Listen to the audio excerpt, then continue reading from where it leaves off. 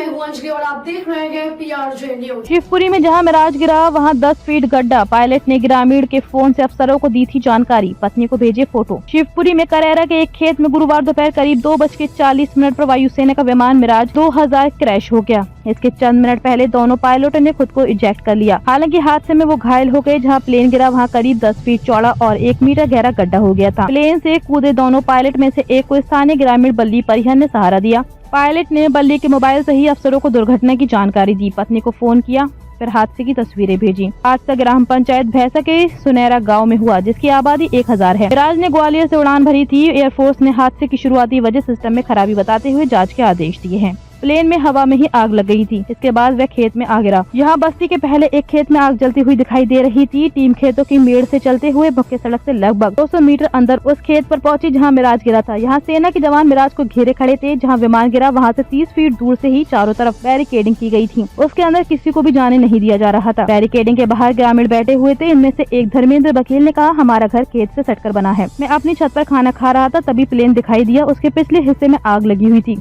उसने मेरे मकान के 2 फेरे लगाए, फिर दोबारा ऊपर गया।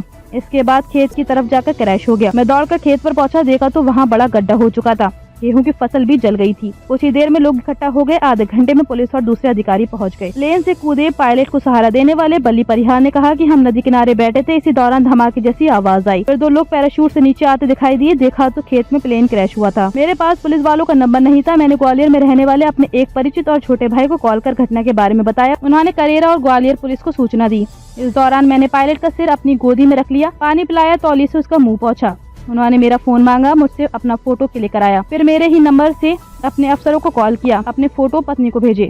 वो मुझसे अपने दूसरे साथी के बारे में पूछ रहे थे। मैंने उनसे कहा कि मैं आपको पीठ पर बैठाकर गांव ले चलता हूं, लेकिन उन्होंने मना कर दिया। वे मुझे बार बार थैंक यू कह रहे थे। खबरों में अब तक लिए बस इतना ही। मिलते हैं फिर ऐसी की बड़ी खबर के साथ। तब तक लिए नमस्कार और देखते रहिए PRJ न्यूज। अगर आपको वीडियो पसंद आई हो तो लाइक, कमेंट व शेयर करें और हमारे YouTube चैनल PRJ न्यूज को सब्सक्राइब कर बेल आइकन को प्रेस करें।